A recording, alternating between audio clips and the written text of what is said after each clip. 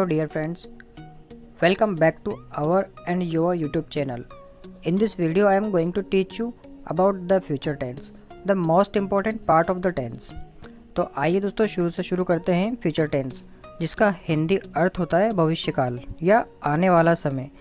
मतलब अभी इस वक्त के बाद आने वाला जो भी समय होता है वह फ्यूचर टेंस होता है, या जो भी कार्य अभी इस समय के बाद में होंगे वो सभी फ्यूचर टेंस में आते हैं।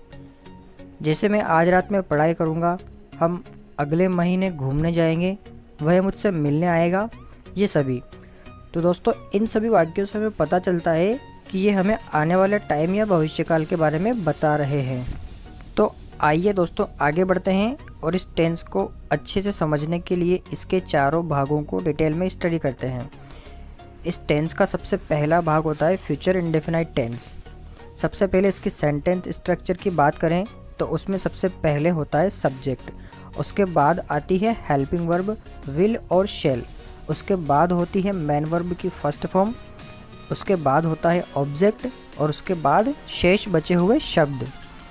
अब यहाँ पर सब्जेक्ट की बात की जाए तो आई अथवा वी होने पर हमें शेल हेल्पिंग वर्ब का प्रयोग करना है, और उसके अलावा अदर सब्जेक्ट्स होने पर हमेशा विल हेल्पिंग वर्ब का प्रयोग किया जाएगा, और दोनों ही कंडीशंस में हमेशा मैन वर्ब की फर्स्ट फॉर्म का प्रयोग होता है।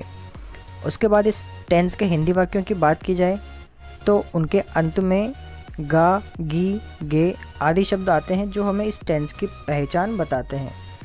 जैसा कि हम फर्स्ट एग्जांपल में देख पा रहे हैं, we shall go to school tomorrow, Arun will go to school tomorrow. यहाँ पर फर्स्ट एग्जांपल में वी सब्जेक्ट होने की वजह से हमने शैल हेल्पिंग वर्ब का प्रयोग किया है, और सेकंड एग्जांपल में आई अथवा वी को छोड़कर अदर सब्जेक्ट आने की वजह से हमने विल हेल्पिंग वर्ब का प्रयोग किया है। अब इसके नेगेटिव सेंटेंस की बात की जाए तो उसमें विल अथवा शैल हेल्पिंग वर्ब के साथ में नोट शब्द लग जाता है।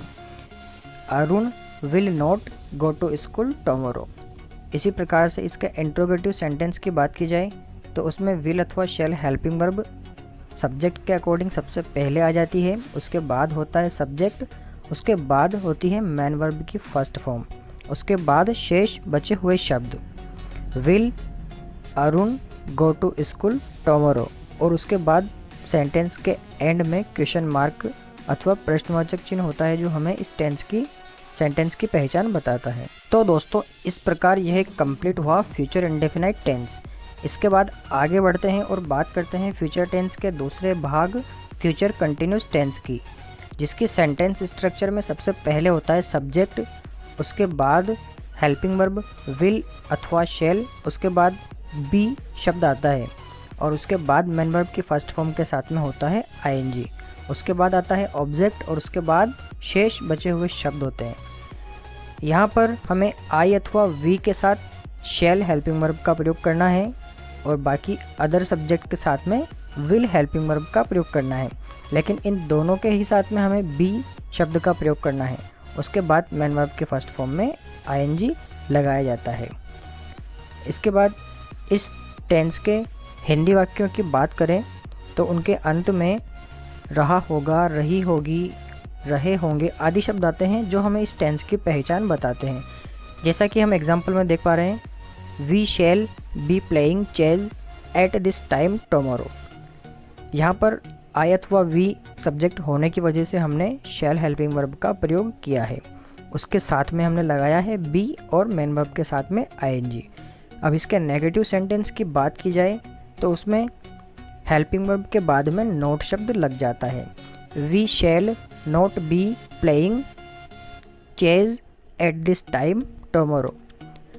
इसी प्रकार से इसके इंट्रोगेटिव सेंटेंस की बात की जाए तो उसमें हेल्पिंग वर्ब विल अथवा शैल सब्जेक्ट के अकॉर्डिंग सबसे पहले आ जाती है, उसके बाद में होता है सब्जेक्ट, उसके बाद बी शब्द होता है, और उसके बाद मैन वर्ब के फर्स्ट फॉर्म के साथ में आईएनजी लगाकर शेष शब्दों को ऐसा ही लिख दिया जाता है। Shall we be playing chess at this time tomorrow, और उसके बाद सेंटेंस के एंड में क्वेश्चन मार्क मतलब प्रश्नवाचक चिन्ह होता है जो हमें इस टेंस के सेंटेंस की पहचान बताता है। इस प्रकार यह कंप्लीट हुआ फ्यूचर टेंस का दूसरा भाग फ्यूचर कंटिन्यूस टेंस। अब आगे बढ़ते हैं और बात करते हैं फ्यूचर टेंस के तीसरे भाग फ्यूचर परफेक्ट टेंस की।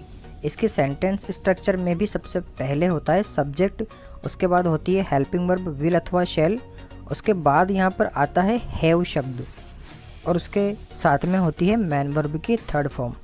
उसके बाद आता है ऑब्जेक्ट, उसके बाद होता है by oblique by the end of और उसके बाद में फ्यूचर टाइम दिया हुआ होता है। अब यहाँ पर भी हेल्पिंग वर्ब की बात की जाए तो इसको यूज़ करने का वही नियम होगा जिसमें आई अथवा वी के साथ में शैल हैव का प्रयोग करेंगे और अदर सब्जेक्ट के साथ में विल हैव का प्रयोग करेंगे। उसके बाद दोनों के साथ ही मैन वर्ब की थर्ड फॉर्म आती है। और आगे इस टेंस के हिंदी वाक्यों की बात की जाए तो उनके अंत में चुका होगा, चुकी होगी, चुके होंगे आदि शब्द आते हैं जो हमें इस टेंस की पहचान बताते हैं। जैसा कि हम फर्स्ट एग्जांपल में देख पा रहे हैं, he will have completed the task by tomorrow. यहाँ पर ही सब्जेक्ट होने की वजह से हमने विल हैव हेल्पिंग वर्ब का प्रयोग किया है, उसके बाद मैन वर्ब की थर्ड फॉर्म। अब इसके नेगेटिव सेंटेंस की बात की जाए तो उसमें विल के बाद में नॉट शब्द लग जाता है और बाकी शेष शब्द अपनी जगह पर सेम वैसे ही रहते हैं। He will not have completed the task by tomorrow. उसके बाद आगे बढ़ते हैं और इसके इंटरोगेटिव सेंटेंस की बात की जाए तो उसमें विल अथवा शैल हेल्पिंग वर्ब सबसे पहले आ जाती है और सेंटेंस के एंड में क्वेश्चन मार्क मतलब प्रश्नवाचक चिन्ह होता है। Will he have completed the task by tomorrow. तो दोस्तों ये कंप्लीट हुआ फ्यूचर टेंस का तीसरा भाग फ्यूचर परफेक्ट टेंस। अब आगे बढ़ते हैं और फ्यूचर टेंस के चौथे भाग फ्यूचर परफेक्ट कंटिन्यूस टेंस के बारे में बात करते हैं। इसकी सेंटेंस स्ट्रक्चर में भी सबसे पहले होता है सब्जेक्ट, उसके बाद होती है हेल्पिंग वर्ब विल अथवा शैल, उसके बाद दोनों के ही साथ में हैव बीन शब्द का प्रयोग किया जाता है।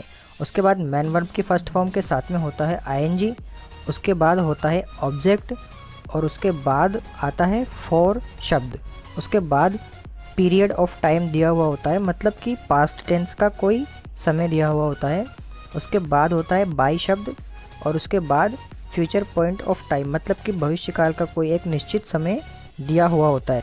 इसके बाद इस टेंस के हिंदी वाक्यों की बात की जाए तो इनके अंत में आता है इतने समय से, रहा होगा, रही होगी, रहे होंगे आदि शब्द आते हैं जो हमें इस टेंस की पहचान बताते हैं। जैसा कि हम एग्जाम्पल में देख पा रहे हैं, Rahul will have been playing piano for 2 days by Monday. यहाँ पर राहुल सब्जेक्ट होने की वजह से हमने will have been helping verb का प्रयोग किया है, उसके बाद मैन वर्ब के फर्स्ट फॉर्म के साथ में आईएनजी लगाया है। उसके बाद आगे बढ़ते हैं और सेंटेंस के नेगेटिव सेंटेंस की बात की जाए तो उसमें हेल्पिंग वर्ब विल अथवा शैल के बाद में नॉट शब्द लग जाता है। Rahul will not have been playing piano for 2 days by Monday. उसके बाद आगे बढ़ते हैं और इसके इंटरोगेटिव सेंटेंस की बात करते हैं तो उसमें सबसे पहले हेल्पिंग वर्ब विल और शैल आ जाती है, उसके बाद होता है सब्जेक्ट, उसके बाद हैव बीन शब्द होता है, उसके बाद मैन वर्ब के फर्स्ट फॉर्म के साथ में आईएनजी लगाकर बाकी बचे हुए शब्द लिख दिए जाते हैं। Will Rahul have been playing piano for 2 days by Monday. और सबसे इम्पोर्टेंट बात, इस सेंटेंस के एंड में क्वेश्चन मार्क मतलब प्रश्नवाचक चिन्ह होता है जो हमें इस सेंटेंस की पहचान बताता है।